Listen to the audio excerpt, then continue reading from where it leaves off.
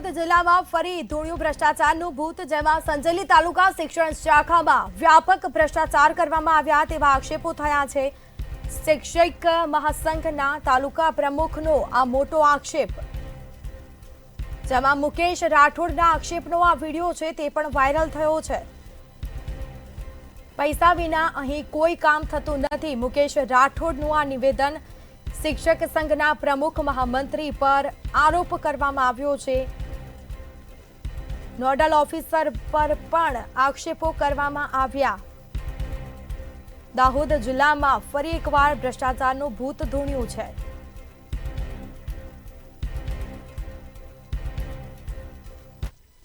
મહાસંઘ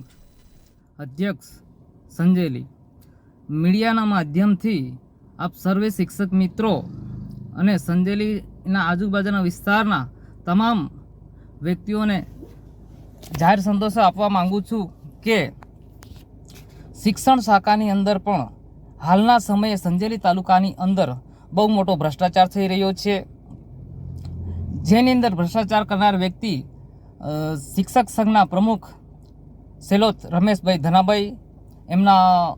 સાથી મિત્ર મહામંત્રી શ્રી દિનેશભાઈ ભુરિયા અને નોડલ શ્રી રોહિતભાઈ પટેલ, કે જેઓ શિક્ષણ શાખાની અંદર નાની મોટી કામગીરી આવતી હોય, જેવી કે ઉચ્ચતર પગાર ધોરણ, જેની અંદર 9, 20 અને 31 આ ઉચ્ચતર પગાર ધોરણની સરીસૂકની અંદર એન્ટ્રી કરવાની હોય અને પછી બાંધણી થયા પછી એ પગારમાં આકારાતી હોય, એ એન્ટ્રી પાડવા માટે આ વડીલ શ્રી રમેશભાઈ ધનાભાઈ અને દિનેશભાઈ ભુરિયા અને રોહિતભાઈ પટેલ,